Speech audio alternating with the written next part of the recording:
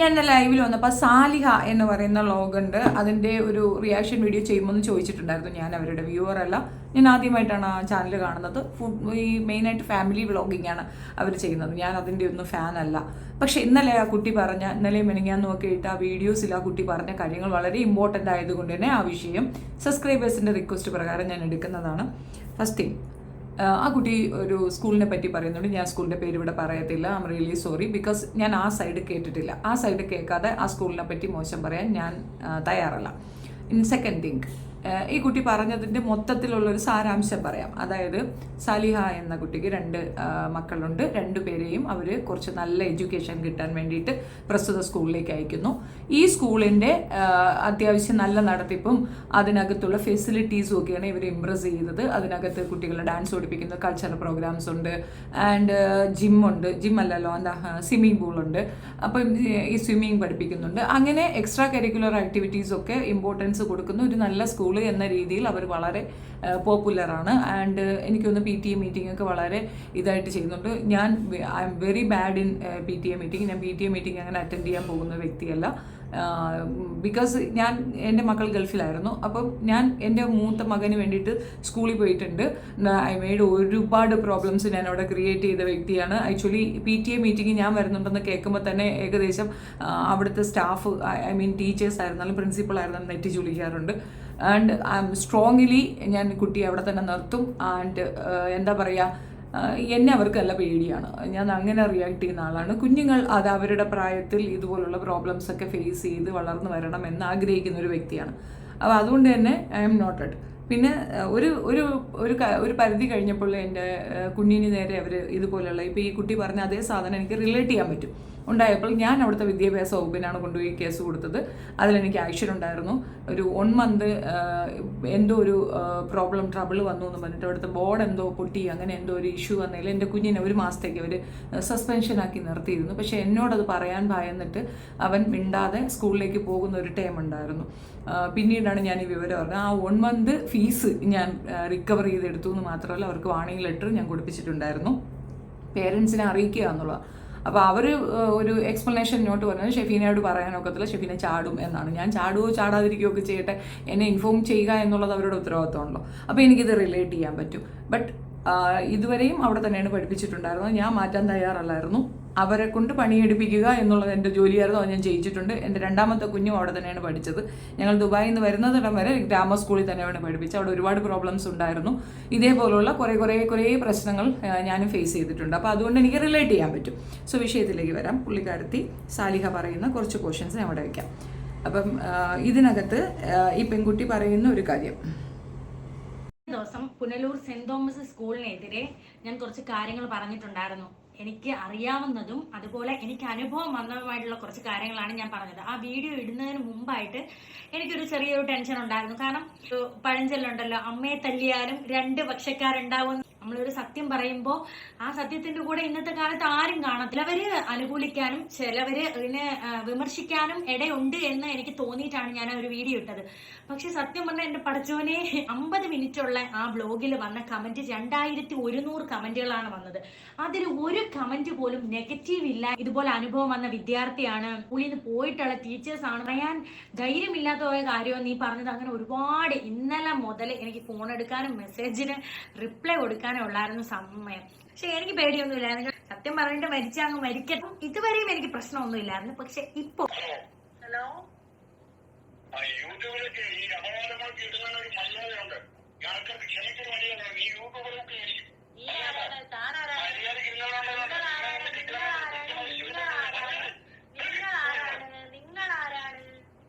ഞാൻ അതിനകത്ത് എനിക്ക് പേടിയില്ലാത്ത രീതിയിൽ തന്നെയാണ് സംസാരിക്കുക. പറഞ്ഞത് നിന്നെയും നിന്റെ ഭർത്താവിനെയും വെട്ടിക്കൊന്നു കളയുന്നോ എന്തോ ആണ് അത് പറഞ്ഞിട്ടുള്ളത് കേട്ടോടി. എന്നിട്ട് ലാസ്റ്റ് ഒരു ചീത്തയും ഒരു പൂട്ടൊരു ചീത്തയും വിളിച്ചിട്ടുണ്ടായിരുന്നു. പുള്ളിക്കാരന്റെ ഫോട്ടോയുണ്ട്. പുള്ളിക്കാരൻ ഒരു പോലീസ് ഓഫീസറാണ്. സ്കൂളാണോ എന്റെ നമ്പർ പബ്ലിക് ആക്കിയത് എന്ന് എനിക്ക് അറിയത്തില്ല. അതിനുശേഷം സുനിൽ കുമാർ എന്ന് പറയുന്ന ഒരാൾ എന്തുവാ ആരാ നീ പറഞ്ഞ 2 പെൺപിള്ളേരെ എത്തിക്കാന്ന് പറഞ്ഞിട്ട് അവരെ എത്തിച്ചില്ലല്ലോ. ഞാൻ ഇവിടെ കാത്തിരിക്കുക. എനിക്കൊന്ന് ബുക്ക് കിട്ടിയ ഒരു 8 മണിക്ക് എത്തിക്കാന്ന് പറഞ്ഞാലേ ഞാൻ കാത്തിരിക്കുക. ഹലോ ഹലോ സ്വന്തം ആൾക്ക് എന്തോ കള്ളി ഇങ്ങനെയൊന്നും കളിക്കുന്നേ നിന്റെ കാറ്റാണ് ഞെട്ടില്ല. ഓക്കെ ശരി വെച്ച ഇങ്ങനെ 10 പേരെ കൊണ്ട് വിളിപ്പിച്ചാൽ നമ്മൾ അങ്ങ് അല്ലെങ്കിൽ ഞാനങ്ങ് പേടിക്കും എന്നൊക്കെ വിചാരിച്ചിട്ടുണ്ടെങ്കിൽ വെറുതെയാണ്. നമ്മളൊക്കെ സാധാരണ ആൾക്കാരാണ്, സാധാരണ ഗ്രാമപ്രദേശത്ത് സാധാരണ രീതിയിൽ ജീവിക്കുന്ന ആൾക്കാരാണ്. ഒട്ട് ഓപ്പോസിറ്റ് നിൽക്കുന്നത് പണം വാരി എറിഞ്ഞ് എന്തും ചെയ്യാൻ മടിക്കാത്ത ആൾക്കാരും. ചേട്ടനെ സംസാരിച്ചെന്ന് നമുക്ക് മനസ്സിലാക്കാം. ആ അടിച്ചതിന്റെ ധൈര്യം ചേട്ടനുള്ളൂ. അത് ആ അടിച്ചതിന്റെ കെട്ടങ്ങ് പോകുമ്പോ ആ ധൈര്യം അങ്ങ് ചോർന്ന് പൊക്കോളും. തന്റെ ഇടത്തോടു കൂടി ആരെയും പേടിക്കാതെ മുഖത്ത് നോക്കി പറയാനുമുള്ള ധൈര്യം പടച്ചോൻ തന്നിട്ടുണ്ട്. അതെന്താണെന്ന് വെച്ചാല് കള്ളത്തരം കാണിക്കാത്തത് കൊണ്ടും കള്ളത്തരം ചെയ്യാത്തത് കൊണ്ടുമാണ്. എന്നെ പോലെ നമ്മുടെ ഫാമിലിയെ പോലെ എത്രയോ ഓട്ടോ ചേട്ടന്മാര്, എത്രയോ കൂലിപ്പണി എടുക്കുന്ന ആൾക്കാരെ, എത്രയോ എന്റെ അത്തച്ചിയെയും അനിയനെയും എന്റെ അണ്ണനെയും ഒക്കെ പോലെ എത്രയോ പ്രവാസികളായ ആണുങ്ങള് വന്ന് പൊങ്കാല ഇട്ടിട്ട് പോകും നിങ്ങളുടെ നമ്പറിൽ. നിങ്ങളുടെ കഴപ്പമൊക്കെ ഇപ്പൊ തീർത്തു തരും. കാരണം ഈ നമ്പർ ഒന്ന് ഞാൻ കൊടുത്താൽ മതി, തുരാന്ന് നിങ്ങളുടെ ആ ഒരു മുട്ടൽ മാറ്റാൻ വേണ്ടി അവര് വിളിച്ചോളും സാധാരണ ജനങ്ങൾ. കഴിഞ്ഞ ദിവസം ഇതിനകത്ത് കുറെ അധികം കമന്റ്സ് വന്നിട്ടുണ്ടായിരുന്നു. കമന്റ്സിലൊക്കെ തന്നെ പറയുന്നത് സ്കൂൾ പൂട്ടിക്കണമെന്നാണ്. ഞാൻ അതിനെതിരാണ്. ഒരു സ്കൂള് തുടങ്ങുക എന്ന് പറയുന്നത് ഇറ്റ്സ് നോട്ട് ഈസി ഗോ. അത് തുടങ്ങുക, അത്രയും കുട്ടികൾ അവിടെ പഠിക്കുന്നു, അത് നന്നായിട്ട് തന്നെ പോകട്ടെ എന്ന് തന്നെയാണ് എൻ്റെ ഇപ്പോഴത്തെയും ആഗ്രഹം. വിഷയത്തിലേക്ക് എനിക്ക് ഈ കുട്ടിയുടെ 50 മിനിറ്റ് ഉടനീളമുള്ള ആ വീഡിയോയിൽ കൂടെ എനിക്ക് മനസ്സിലായ ഒരു കാര്യം, ഇവരുടെ ഹസ്ബൻഡിന് ഒരു മുൻ പ്രണയമുണ്ടായിരുന്നു, ഇൻഫാക്ച്വേഷൻ അവരുടെ ഭാഷയിൽ. ആ പ്രണയത്തിൽ ആ പറയുന്ന സ്ത്രീ അവിടെ തന്നെ ആണ് കുട്ടിയെ വിട്ടിരിക്കുന്നത്. അവരും അവിടുത്തെ ഒരു പേരൻ്റാണ്. അത് ഈ സ്കൂളിൻ്റെ പേരൻ്റ് റെക്കോർഡിലുള്ള ഒരാളാണ്. ഒരു ത്രികോണ പ്രശ്നമാണ് അത് മൊത്തത്തിൽ. അതായത് ഹസ്ബൻഡിൻ്റെ ആദ്യ പ്രണയത്തിലുള്ള സ്ത്രീയുമായിട്ട് ഇവർക്ക് ചെറിയ അലശണ്ടയുണ്ട്. അവരെ പറ്റി മോശമായിട്ട് മറ്റുള്ളവരോട് പറഞ്ഞിട്ടുണ്ട്. ഫംഗ്ഷൻസിനൊക്കെ വരുന്നു. ആ ഫംഗ്ഷൻസിനൊക്കെ വന്നിട്ട് ഇവരെ പറ്റി മോശം പറഞ്ഞ ആൾക്കാർ ഇവിടെയുള്ള ആ നുണച്ചി കൊണ്ടുവന്ന് ഇതിൻ്റെ തല ഇട്ട് കൊടുക്കുന്നു. ഇതിൻ്റെ പേരിൽ ഇവർ തമ്മിൽ തല്ലുന്നു. ഈ മീൻസ് അവരെ കുറച്ചുകൂടെ കൺസേൺ ചെയ്യുന്നു മാനേജ്മെൻറ്റ്. ഇവരെ കൺസേൺ ചെയ്യുന്നില്ല എന്നുള്ള ഇവരുടെ ഒരു ഇതാണ് അവിടെ കാണിക്കുന്നത്. പിന്നെ ഒരു കുട്ടിയെ പുള്ളിക്കാരൻ മോശം പറയുന്ന ഒരു സിനാരിയോ കൂടെ ഇട്ടിട്ടുണ്ട്. അതെങ്ങനെയാണെന്ന് പറഞ്ഞു കഴിഞ്ഞാൽ, വണ്ടി പാർക്ക് ചെയ്ത് വെക്കുമ്പോൾ കുട്ടികൾ വന്ന് അതിനകത്ത് സ്ക്രാച്ച് ചെയ്യുകയോ എന്തോ ചെയ്തപ്പോൾ ഹറാം പറപ്പ് കാണിക്കലെന്ന് പുള്ളിക്കാരൻ പറഞ്ഞു. അതിനെ തുടർന്ന് ആ പേരന്റ് വന്ന് അടികൂടുന്നു. ആ ഒരു സീനും അവിടെ ഉണ്ട്. ആക്ച്വലി ഇതെല്ലാം സ്കൂൾ വളപ്പിനകത്താണ് നടക്കുന്നത്. നമ്മുടെ വാഹനത്തിലേക്ക് കുട്ടികൾ സ്ക്രാച്ച് ചെയ്താൽ കുട്ടികളെ തെറി പറയുന്നതിന് പകരം നേരെ ആ സാധനം പിക്ചർ എടുത്തിട്ട് പ്രിൻസിപ്പളിനെ അറിയിക്കുകയാണ് വേണ്ടത്. നമ്മൾ ഒരിക്കലും പോലീസിങ്ങിന് തയ്യാറാകാതിരിക്കുക എന്നുള്ളതാണ് ഫസ്റ്റ് തിങ്. അത് ചിലപ്പോൾ അറിവില്ലായ്മ ഉണ്ടായിരിക്കും. പിന്നെ ഒരു മറ്റേ കുട്ടിയെ നോക്കി ഹറാം പറന്നെന്ന് പറഞ്ഞു കഴിയുമ്പം അത് അവർക്ക് ഹേർട്ടായിരിക്കും. അതിൻ്റെ റീസൺ എന്താണെന്ന് ഹറാം പറപ്പെന്ന് വെച്ചാൽ ഹലാലായി പിറക്കാത്തത്, അതായത് പിഴച്ചുണ്ടായതെന്നാണ് അതിൻ്റെ അർത്ഥം. അത് നിങ്ങൾ അറബി വാക്കി പറഞ്ഞാൽ അവർക്ക് മനസ്സിലാകുമല്ലോ. അപ്പോൾ അവരതിന് റിയാക്ട് ചെയ്തതായിരിക്കാം. അങ്ങനെ അത് ഒരു എൽഡറിനോട് റിയാക്ട് ചെയ്യുന്ന രീതിയിലല്ല അവർ റിയാക്ട് ചെയ്തിട്ടുള്ളൂ. കാരണം അവിടെയുള്ള കുട്ടികളൊക്കെ കടന്ന് ചിരിക്കുകയും കളിയാക്കുകയൊക്കെ ചെയ്യുന്നു. അപ്പം ആ ഒരു സിറ്റുവേഷൻ ഏകദേശം എനിക്ക് മനസ്സിലാക്കാൻ പറ്റുന്നുണ്ട്. ഒരു കാര്യം പറയട്ടെ, നമ്മൾ ഒരു ഗവൺമെൻറ് സ്കൂളിൽ പോലും ഇങ്ങനെ കുട്ടികളെ ഇൻസൾട്ട് ചെയ്യത്തില്ല, ഇങ്ങനെ വന്ന് ചെയ്യത്തില്ല. അപ്പോൾ ഒരു പ്രൈവറ്റ് സ്ഥാപനത്തിൽ ഇങ്ങനെ ഒരു സംഗതി ഉണ്ടായിട്ടുണ്ടെങ്കിൽ ആ മാനേജ്മെൻറ്റ് എത്രത്തോളം ഫ്ലോപ്പാണെന്നും അവിടെ പഠിക്കുന്ന കുട്ടികൾക്ക് എത്ര ഗ്രേഡ് ഉണ്ടെന്നും അതിൽ നിന്ന് നമുക്ക് വ്യക്തമാണ്. അപ്പം ഇവർ പറയുന്നതിൽ വളരെ വലിയ സത്യങ്ങളുണ്ട്. തീർച്ചയായിട്ടും സ്കൂള് മോണിറ്റർ ചെയ്യേണ്ട ഒരു അത്യാവശ്യ ഘട്ടത്തിലാണുള്ളത്. അത് ഗവൺമെൻറ്റിനോട് ഇൻഫർമേഷൻ കൊടുക്കുക. ഇനി ഇതിനകത്തുള്ള വ്യത്യാസങ്ങൾ പറയാം. ഈ പെൺകുട്ടി ഒരുപാട് എക്സ്പെക്ട് ചെയ്യുന്നുണ്ട്. ഇപ്പം അവളുടെ കുഞ്ഞിൻ്റെ ബർത്ത്ഡേ വരുമ്പം അതിനകത്ത് ഇടണം, പിന്നെ മാഗസീനകത്ത് കുട്ടികളുടെ ഫോട്ടോ വരണം, അങ്ങനെ കുറേ പുള്ളിക്കാരത്തേക്ക് ഒരുപാട് കംപ്ലയിൻസ് ഉണ്ട്. പക്ഷെ ഇതൊന്നും ഒരു കംപ്ലയിൻ്റ് ആയിട്ട് എവിടെയും നമുക്ക് അവതരിപ്പിക്കാൻ പറ്റത്തില്ല. അത് വളരെ ചെറിയ സില്ലി കംപ്ലയിൻസ് ആണ്. ഇത് നമുക്ക് എവിടെയും പറയാനൊക്കത്തില്ല. രണ്ടാമത്തെ കാര്യം, നമ്മൾ സ്കൂൾ തലങ്ങളിൽ കായികപരമായിട്ടുള്ള കാര്യങ്ങളിൽ ഇനിഷ്യേറ്റീവ് എടുത്ത് അതിന് വേണ്ടിയിട്ടുള്ള കോമ്പറ്റീഷനൊക്കെ വെക്കുന്നത്, ആ സർട്ടിഫിക്കറ്റ്സ് പലയിടങ്ങളിൽ ഇപ്പോൾ പോലീസ് ജോലിയിലേക്കാണെങ്കിൽ ഈ കായികപരമായിട്ടുള്ള സർട്ടിഫിക്കറ്റ്സ് കൊണ്ട് പ്രയോജനം ഉണ്ടാകും. ആർക്കുണ്ടാകും? ആ കുട്ടിക്ക് ഉണ്ടാകും.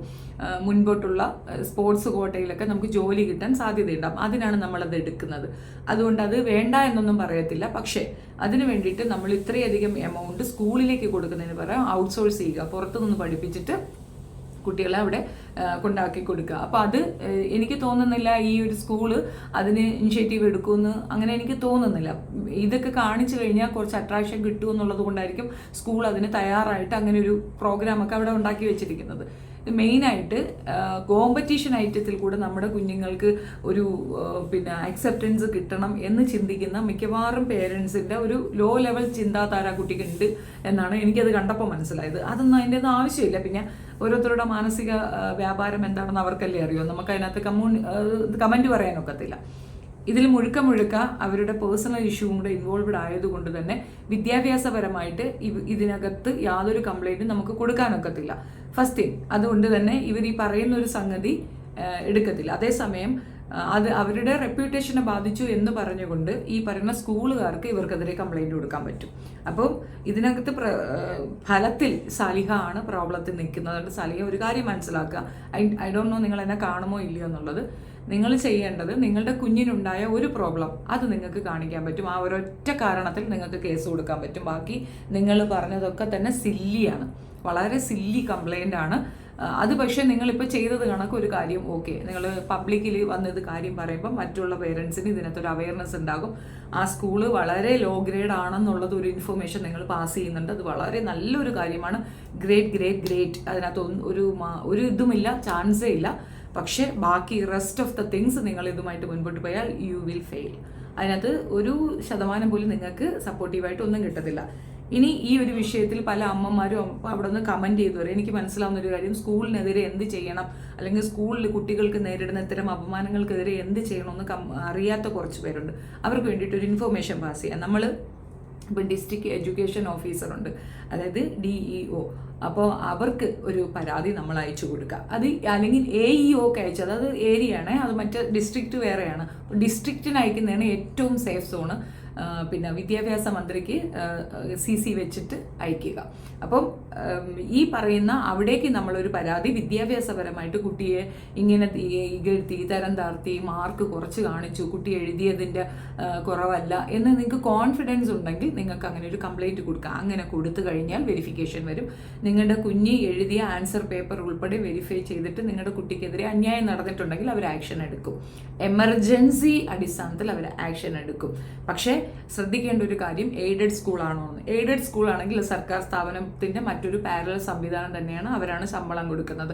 ഇത് എയ്ഡഡ് അല്ല, കോർ ലെവൽ പ്രൈവറ്റ് ആണെങ്കിൽ അത് അവരുടെ കാര്യമാണ്. പക്ഷെ എന്നാലും സർക്കാരിൻ്റെ ഒരു അതിനകത്ത് ഉണ്ടാവും. അപ്പം സർക്കാർ അതിനകത്ത് ആക്ഷൻ എടുക്കും. ഇനി ഇതിനകത്ത് ഇവർക്ക് ചെയ്യാൻ പറ്റുന്ന ഒരേ ഒരു കാര്യം എന്താണെന്ന് പറഞ്ഞാൽ ബാലാവകാശ കമ്മീഷനിൽ കേസ് കൊടുക്കുക.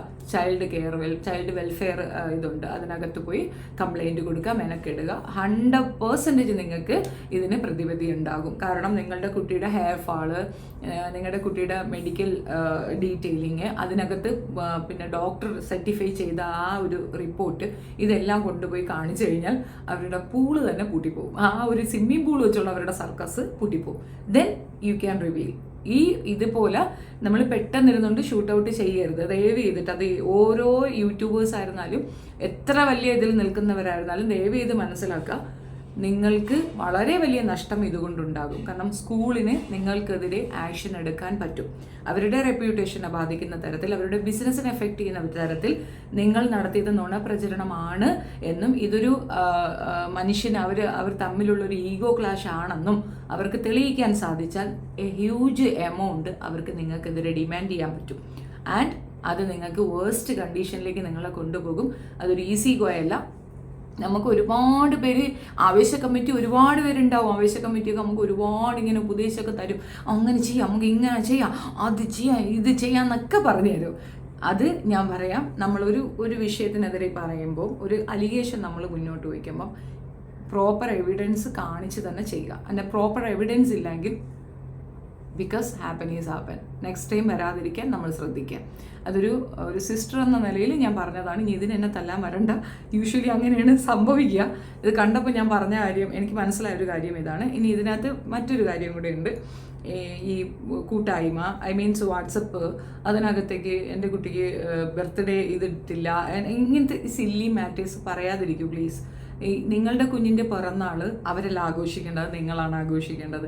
ആൻഡ് നിങ്ങളൊരു കുട്ടീനെ കൊണ്ടുപോകുന്ന അവരൊരു ഡ്രസ്സ് ഇട്ട് തന്നു, യു ആർ നോട്ട് ഇൻട്രസ്റ്റഡ്, അത് പറഞ്ഞതിൻ്റെ ദേഷ്യമാണെന്ന് അസ്യൂം ചെയ്യാതിരിക്കുക. അതൊക്കെ നിങ്ങളെ അസംഷനാണെന്ന് മാത്രമേ ഞാൻ പറയുള്ളൂ. ഞാൻ ഒരു വസ്തുത നമ്മൾ മനസ്സിലാക്കേണ്ടതെന്നറിയാമോ, നമ്മളെപ്പോഴും നമ്മളോടായാലും നമ്മളെ കുഞ്ഞുങ്ങളോടായാലും നമ്മൾ പറഞ്ഞു കൊടുക്കേണ്ട ഒരു കാര്യം, യു ആർ ദ ബെസ്റ്റ്, നിങ്ങളാണ് ഏറ്റവും ബെസ്റ്റ് എന്ന് നിങ്ങളെയും പറഞ്ഞ് മനസ്സിലാക്കുക. നിങ്ങളുടെ കുട്ടിയോടും അത് പറഞ്ഞു കൊടുക്കുക. They are the best. നമ്മളുടെ ജീവിതത്തിൽ നമ്മുടെ ലൈഫിലെ ഹീറോ ആരാണ്, ഹീറോയിൻ ആരാണ്? നമ്മൾ തന്നെയാണ്. സെക്കൻഡ് പേഴ്സൺ ഉണ്ടോ? ഇല്ല. അപ്പോൾ നമ്മളാണ്, ഇത് നമ്മളുടെ റോളാണ്. അത് പെർഫെക്റ്റ് ആയിട്ട് അങ്ങോട്ട് തീർക്കുക എന്നുള്ളതാണ്. കുഞ്ഞിന് അവിടെ ചെറിയ ട്രബിൾ ഉണ്ടായാലും സ്വിച്ച് ഇറ്റ്, ചിന്തിക്കരുത്. വേറെ ഒരു ട്രബിളും അവിടെ മാനേജ് ചെയ്യാൻ നിൽക്കരുത്. സ്വിച്ച് ചെയ്യുക എന്നുള്ളതാണ്. ഇപ്പോൾ പഴയ ഇതല്ല, സർക്കാർ സ്കൂളിലൊക്കെ നല്ല സൂപ്പർ ഫെസിലിറ്റീസാണ്. അത്രയും മുന്നോട്ട് വന്നിരിക്കുന്ന ഒരു ഫെസിലിറ്റീസ് ഉണ്ട് നമുക്ക് ഈ വിദ്യാഭ്യാസ സംവിധാനങ്ങളിൽ. അത് ഉപയോഗിക്കാൻ ശ്രമിക്കുക. ആൻഡ് പോക്കറ്റും സൂപ്പറായിരിക്കും. നിങ്ങൾ ഈ ഇംഗ്ലീഷിൻ്റെ കാര്യമൊക്കെ പറയുന്നുണ്ട്. നമ്മളൊക്കെ മലയാളം മീഡിയം പഠിച്ചതാണ്, നമ്മളൊക്കെ ഇംഗ്ലീഷ് പറയുന്നില്ലേ? ഹൗ? അത് ഓരോരുത്തരുടെ ടാലൻ്റാണ്. ഒരിടത്തേക്ക് പോകുന്നതിന് മുമ്പ് ഇംഗ്ലീഷ് സ്പീക്കിംഗ് കോഴ്സ് എന്ന് പറഞ്ഞിട്ടൊരു സാധനം ഉണ്ട്. അതിന് വിട്ടാൽ മാത്രം മതി. ആ ഒരൊറ്റ സാധനത്തിന് വേണ്ടിയിട്ടാണ് യു ആർ ലൂസിങ് യുവർ. അത്രയേ ഉള്ളൂ. എനിക്കതാണ് മനസ്സിലായിട്ടുള്ളത്. ഇപ്പം എൻ്റെ കുട്ടിയെ ഞാൻ പ്രൈവറ്റ് സ്കൂളിലാണ് വിടുന്നത്. സീരിയസ്ലി ഞാൻ ഏറ്റവും റിഗ്രറ്റ് ചെയ്യുന്ന ഒരു സാധനം അതാണ്. അതെനിക്ക് വേറെ നിവൃത്തിയില്ലാത്തത് കൊണ്ടാണ്. എന്ന് വെച്ചാൽ എൻ്റെ കുടുംബത്തിലെ എല്ലാ കുട്ടികളും ഗവൺമെൻറ് സ്കൂളിൽ പഠിച്ചതാണ്. ആൻഡ് അവർ ഗോൾ റീച്ച് ചെയ്യുന്നത് എത്ര ഈസി ആയിട്ടാണെന്നറിയാം. പക്ഷെ ഞാൻ ഭയങ്കര സ്ട്രഗിളിലാണ് ഉള്ളത്. ഈ ഫീസ് അടയ്ക്കുന്നത് വലിയൊരു സ്ട്രഗിളാണ്. അതിൻ്റെ ഒരു റീസൺ, ഗൾഫിൽ പഠിച്ച കുട്ടികളായതുകൊണ്ട് ആ ഒരു സിലബസ് ഇവിടെ മാച്ച് ആകുന്നില്ല. ഞാൻ എന്തോരം പൈസ അതിനകത്ത് നഷ്ടപ്പെടുത്തിയ വ്യക്തിയാണെന്ന് അറിയാമോ. അപ്പം ഞാൻ ഏറ്റവും കൂടുതൽ ആഗ്രഹിക്കുന്നത്, നിങ്ങൾ ആരും ഈ പറയുന്ന പ്രൈവറ്റ് സെക്ടറിലേ പോകരുത്. അത് പൈസ കൊണ്ട് കളയരുത്. നിങ്ങൾ ഗവൺമെൻറ് സംവിധാനങ്ങളെ വിശ്വസിക്കൂ. നിങ്ങളുടെ കുഞ്ഞിനെ വിശ്വസിക്കൂ. നിങ്ങളുടെ കുട്ടികൾ ദ ബെസ്റ്റ് ആണെന്ന് നിങ്ങൾ അവരെയും പറഞ്ഞ് മനസ്സിലാക്കി നിങ്ങൾ അവർക്കൊപ്പം കട്ടാറായിട്ടാ നിന്നാൽ, ഗവൺമെൻറ് സെക്ടറിലെ സ്കൂളുകളിൽ പഠിച്ചവരാണ് ഇവിടെ എവിടെയോ എത്തിയത്. APJ അബ്ദുൽ കലാം പേപ്പർ വിറ്റ് നടന്നാണ് അദ്ദേഹം അവസാന രാഷ്ട്രപതിയിലേക്ക് എത്തിയത്. അപ്പം നമ്മളുടെ ഭാവി നിശ്ചയിക്കുന്നത് നമ്മളുടെ എബിലിറ്റിയിലാണ്, അല്ല നമ്മൾ പഠിച്ച സ്കൂളിനെ ബേസ് ചെയ്തിട്ടില്ല. ഇന്ന സ്കൂളിൽ പഠിച്ച് നമ്മൾ എവിടെയോ എത്തുമെന്ന് പറഞ്ഞു കഴിഞ്ഞാൽ അത് പൊട്ടത്തരമാണ്, ലോക പൊട്ടത്തരമാണ്. ഒരു എക്സാമ്പിളും കൂടെ പറഞ്ഞുതരാം. സ്വന്തമായിട്ട് സ്കൂളുള്ള ഒരാളാണ് അംബാനി. അംബാനിയുടെ ഒരു മകനുണ്ട്, രണ്ടാമത്തെ അസുഖമൊക്കെ ഉള്ള പയ്യൻ. അപ്പോൾ അത് അങ്ങനെ പറഞ്ഞാണ്. ആ കുട്ടിയുടെ അസുഖമല്ല പറഞ്ഞത്, അങ്ങനെ അത് പറഞ്ഞാൽ എനിക്ക് മനസ്സിലാവുന്നുണ്ട്. ഇളയ കുട്ടിയാണ്, തടിയൊക്കെ ഉള്ള കുട്ടി. അപ്പം അവൻ ഒരിക്കൽ ഒരു സ്റ്റേറ്റ്മെൻറ്റ് പറഞ്ഞു. എന്താ പറഞ്ഞതെന്ന് അറിയാമോ? എൻ്റെ അമ്മമ്മ പോലും ഒരു ബ്രാഹ്മണ കുടുംബത്തിലുള്ളതാണെന്ന് പറഞ്ഞു. അതാണ് IQ ലെവൽ. നമ്മളെല്ലാം ഈക്വൽ ആണെന്നും നമ്മളൊരു ജനാധിപത്യ രാജ്യമാണെന്നും ഭരണഘടനയിൽ നമുക്ക് സമത്വമുണ്ടെന്നും മനസ്സിലാക്കി കൊടുക്കാൻ അംബാനിയുടെ പണത്തിനോ അംബാനിയുടെ ആ സ്കൂളിനോ സാധിച്ചിട്ടുണ്ടോ?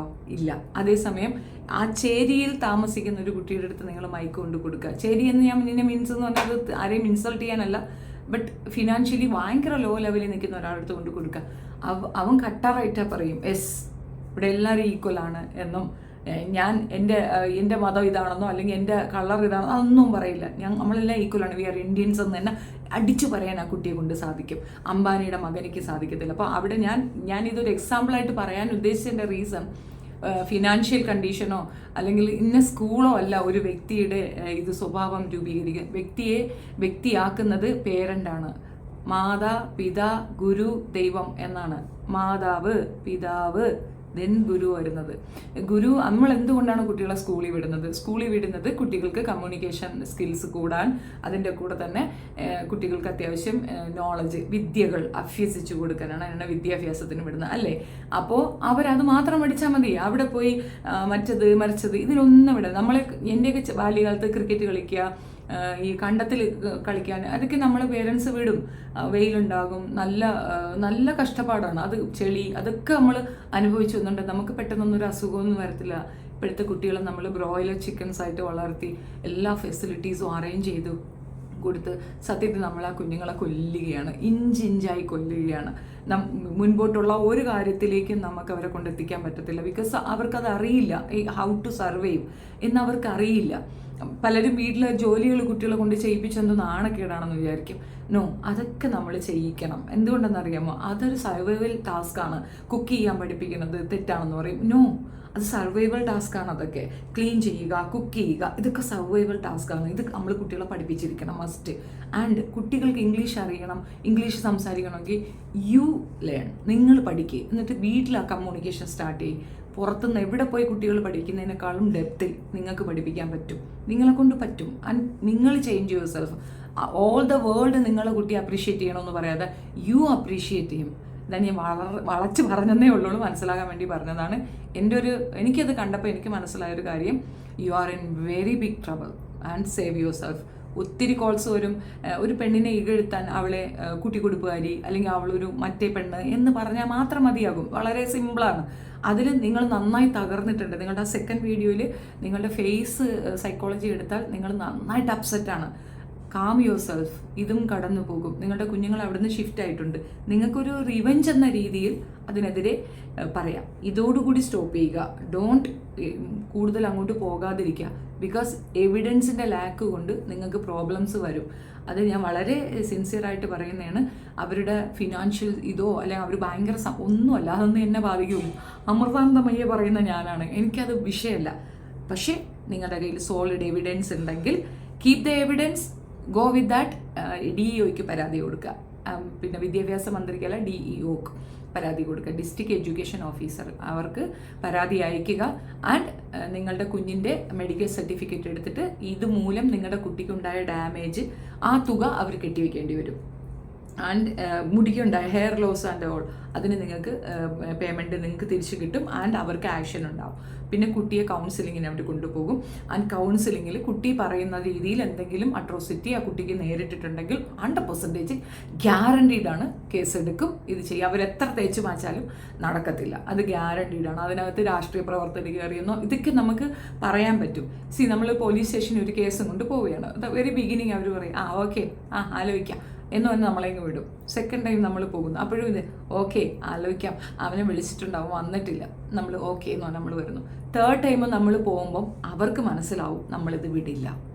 ദെൻ അവർ ആക്ഷൻ എടുക്കും. അതായത് 1 ടൈം 2 ടൈം അല്ല, കോൺസ്റ്റൻ്റ്ലി നമ്മൾ ഇതിനു വേണ്ടി സ്ട്രഗിൾ ചെയ്യുക, ശ്രമിച്ചുകൊണ്ടേയിരിക്കുക. 100% സക്സസ് നിങ്ങളുടെ കയ്യിലായിരിക്കും. ഭയങ്കര ലെങ്തി വീഡിയോ ചെയ്തിട്ട് ഇന്ന് രാവിലെ മുതൽ ഞാൻ അതിൻ്റെ പിറകിലായിരുന്നു. പക്ഷെ എനിക്ക് മനസ്സിലായത് ഈഗോ ക്ലാഷാണ്. ഈഗോ ക്ലാഷും പിന്നെ ഒരു റെലവൻറ്റ് ഇതും ആയിട്ട് നല്ല വ്യത്യാസമുണ്ട്. ഒൺസ് നിങ്ങൾ എഗ്രി ചെയ്തിട്ടാണ് നിങ്ങൾ ആ സ്കൂളിലേക്ക് കയറുന്നത്. നിങ്ങൾ എഗ്രി ചെയ്യുന്നത് എങ്ങനെയെന്ന് പറഞ്ഞു കഴിഞ്ഞാൽ അവരൊരു മെമ്മോ തരും, ഒരു ലിസ്റ്റ് പേപ്പർ അവർ തരും. അതിനകത്ത് ഫുള്ളി അവരുടെ ക്ലൗസുകൾ എഴുതി ചേർത്തിട്ട് നിങ്ങളെ കൊണ്ട് സിഗ്നേച്ചർ ചെയ്യുകയാണ് ചെയ്യുന്നത്. അത് മൈൻഡ് വെച്ചോളൂ. ആ സാധനം നമ്മൾ വായിച്ചു നോക്കുക പോലും ഇല്ല. കുട്ടിക്ക് അഡ്മിഷനാണ് നമ്മുടെ ഇമ്പോർട്ടൻസ്. അതിനകത്ത് അവരുടെ സേഫ്റ്റിക്കുള്ള സർവ്വ സാധനം അവരതിനകത്ത് എഴുതി വെച്ചിട്ടുണ്ട്. നിങ്ങൾ അതിനകത്ത് സിഗ്നേച്ചർ ഇട്ടിട്ടുണ്ട്. ആ പോയിന്റിൽ നിങ്ങൾ ആദ്യം തോറ്റു. രണ്ടാമത്തെ കാര്യം, നിങ്ങൾ ഫീസ് കൊടുത്തു, അത് കൊടുത്തു, ഇത് കൊടുത്തു, ഇതൊക്കെ നിങ്ങൾ അറിഞ്ഞുകൊണ്ടല്ലേ പോയി തലവെച്ചത്. നിങ്ങൾ അറിഞ്ഞുകൊണ്ട് പോയി തലവെച്ചിട്ട് പിന്നെ കംപ്ലൈൻറ്റ് ചെയ്തിട്ട് കാര്യമുണ്ടോ?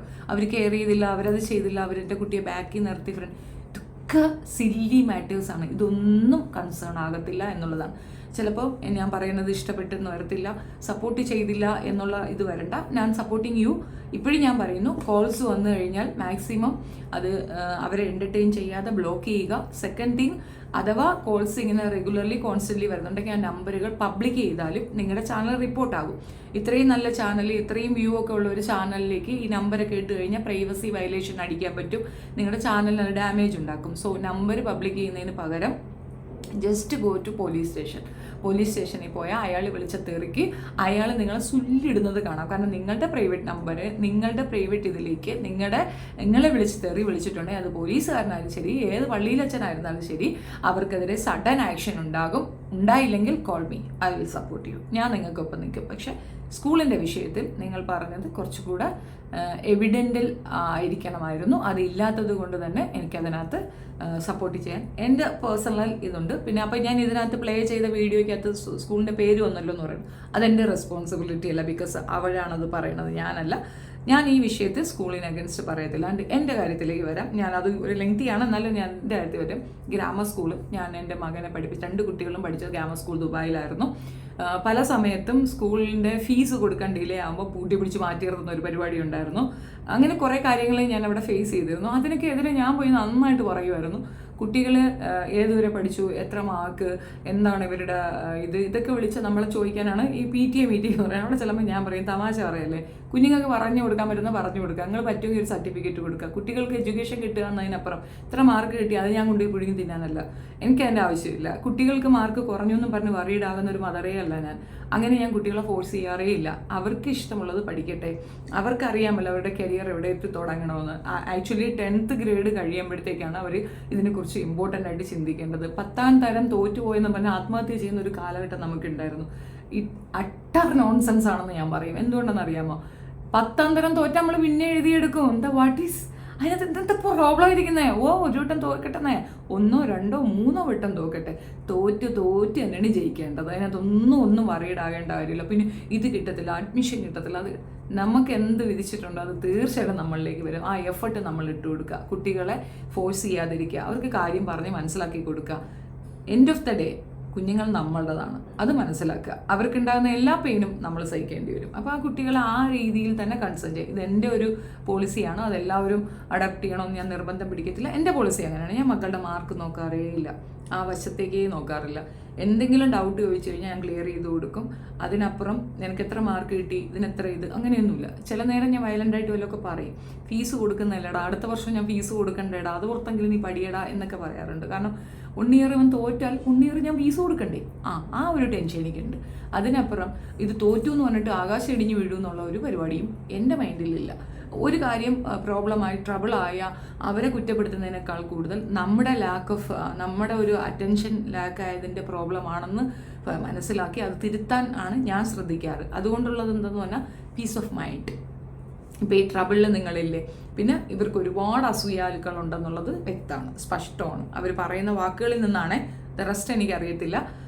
ബട്ട് ഇതിനകത്ത് കമൻ്റ് ഇട്ട ഒത്തിരി പേരെ കണ്ടപ്പോൾ എനിക്ക് കൗതുകം തോന്നിയിട്ട് ഞാൻ പറഞ്ഞതാണ്, നിങ്ങളുടെ സ്കൂളിനെതിരെ തീരുമാനിക്കുന്നതിന് മുമ്പ് എവിഡൻസ് കളക്ട് ചെയ്യുക, നിങ്ങൾ അതിനെതിരെ സംസാരിക്കുക എന്നുള്ളതാണ്. പിന്നെ ടീച്ചറിൻ്റെ കാര്യം, സെയിം ഫീലിംഗ് എനിക്കും ഉണ്ടായിട്ടുണ്ടായിരുന്നു. ഹിന്ദി അറിയാത്തൊരു ഹിന്ദി ടീച്ചറിനെ ഞാനും ഫേസ് ചെയ്തിട്ടുണ്ടായിരുന്നു. പക്ഷെ ഞാനത് മാനേജ്മെൻറ്റിനെ ലെറ്റർ എഴുതി കൊടുത്തിട്ട് ഞാൻ ഇഗ്നോർ ചെയ്യുകയാണ് ചെയ്തത്. ആൻഡ് അടി കൂടെ പണിയും കൊടുത്തു. ഞാൻ DEOക്ക് പരാതി ഇട്ട് കൊടുത്തു, അവിടെ പഠിപ്പിക്കുന്ന സ്കൂൾ ടീച്ചർക്ക് ഇങ്ങനെ ഒരു പ്രോബ്ലം ഉണ്ട്, അതൊന്ന് ശ്രദ്ധിക്കുക എന്നുള്ളത്. പിന്നെ റെസ്റ്റ് എന്തായി നമുക്കറിയത്തില്ല. അവരത് കവർ ചെയ്യും, കാരണം അവരത് ഒരു വാണിംഗ് ആണ് ആദ്യം കൊടുക്കുക, പിന്നെ അവർ കവർ ചെയ്യും. അപ്പോൾ അടുത്ത കുട്ടികൾക്ക് വേണ്ടിയിട്ടുള്ള ഒരു ഹെൽപ്പ് ലൈനായിട്ട് ഞാനത് ചെയ്തു കൊടുത്തിട്ടുണ്ടെന്നുള്ളതാണ്. അത് പബ്ലിക്കിൽ അറിയിക്കണമെന്ന് എനിക്ക് തോന്നിയില്ല.